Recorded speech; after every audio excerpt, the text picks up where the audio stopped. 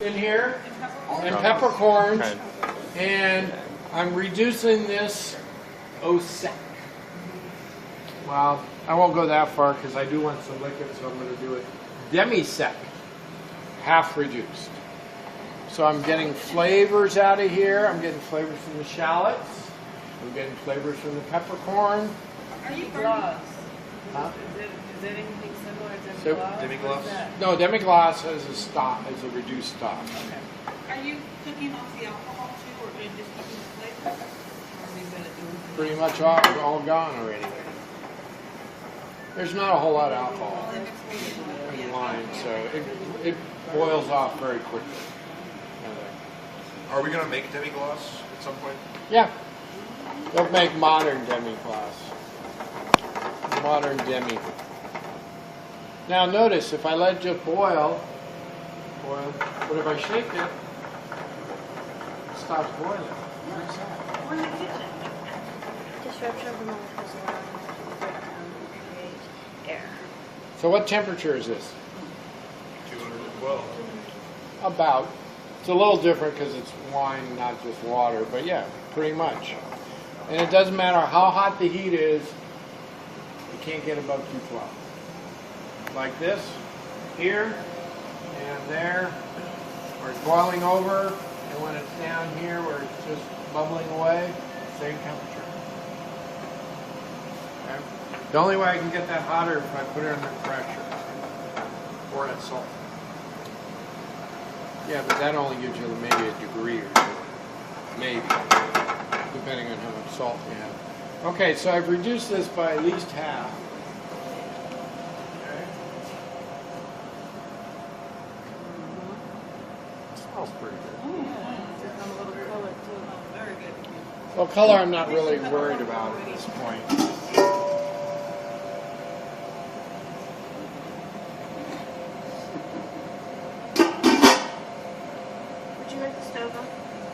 Yeah.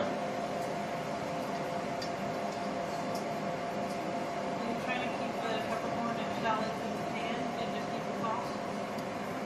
It's not a sauce, it's just a Or is that reduction. It's just a reduction. Okay? So you just wanted the flavor of those, right? Yeah, I just wanted flavors. I don't want the... So technically, I should get rid of this. I should pour that through a strainer. Even hollandaise is supposed to be strained. Nobody does it, but technically it should be strained. All right, so now we're moving on. Oh man, somebody stole my 2 ounce. Oh man, I just...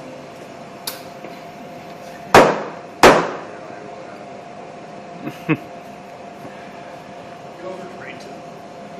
Adapted over. Right?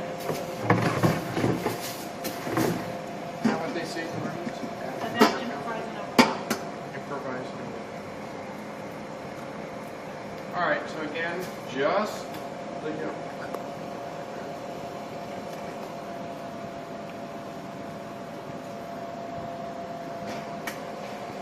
I want to make sure this isn't too hot. Let it cool off for a It's minute too hot. It'll scramble the milk if it's too hot. before I'm ready to have it cooked. I'm going to have to cook it. I want it to get frothy. It's going to get frothy. Then it's going to thicken a little. And then I'm going to add my, here's my double boiler, ready to go. My butter is almost there. So if you did put the yolk in now, it's assumed that it's cooking, right? Yeah, it could be scrambling it a little bit. Now with the butter, I'm going to treat it, it's just another fat. I'm going to do exactly the same thing I did with the hollandaise. I mean with the mayonnaise. So you wouldn't temper it when you're doing this?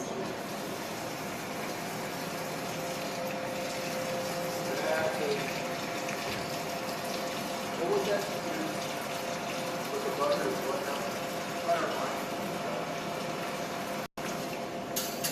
I'm just melting the butter. You do it gently,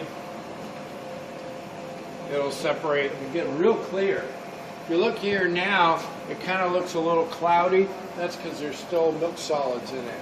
And over time, it'll settle out. I don't really care about getting it totally separate. Because you actually need to add some liquid to your hollandaise when it gets thick. Chef, can I turn on the light? Sure, go for it. With the mayonnaise, the more oil I add it, the thicker it gets. Same thing with the hollandaise. It's that ratio between the liquid and the fat.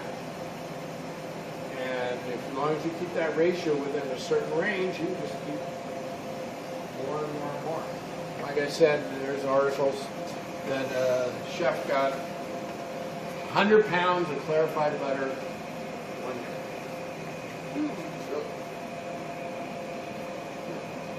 I'm guessing it's not real stable, but that's fine. So,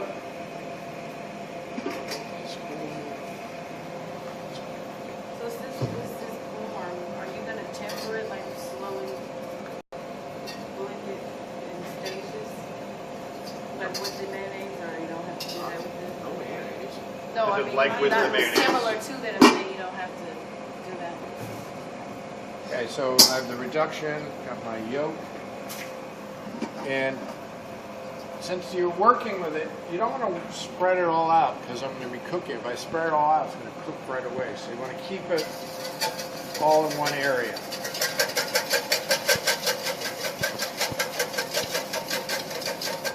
So I got that mixed up, and then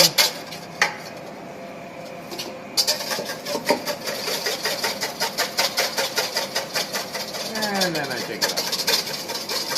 And I put it back. And I take it off. And for you guys, it'll be easy for you to take it off because it'll be hot. For me, I gotta say, okay, take it off.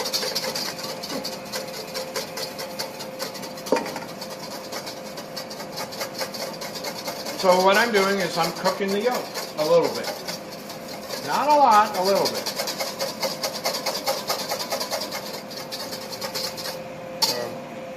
Still very liquidy. So I want to. So this is where you guys' arms are going to fall off. If you don't listen to me, use all the wrists.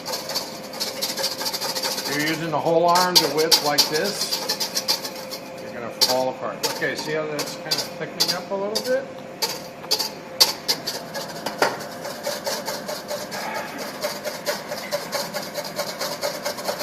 This is why you do it over an open flame after you get used to it. This takes a while. So it's starting to thicken up, get a little custardy kind of consistency.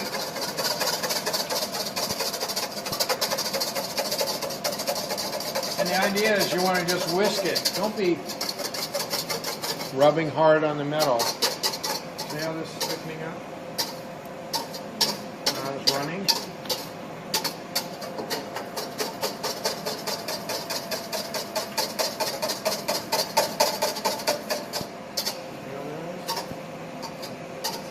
Thicker. Right here.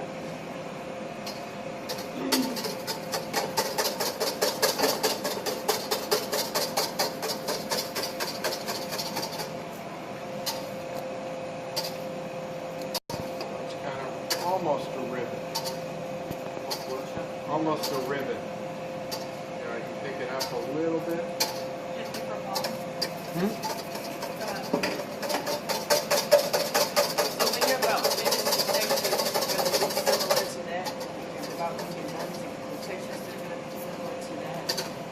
You mean after I add the... No, it'll probably be a little bit.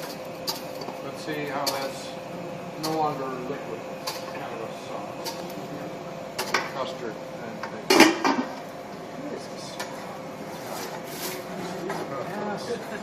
Not bad. Out of fire, this guy. Some people, you know. All right, so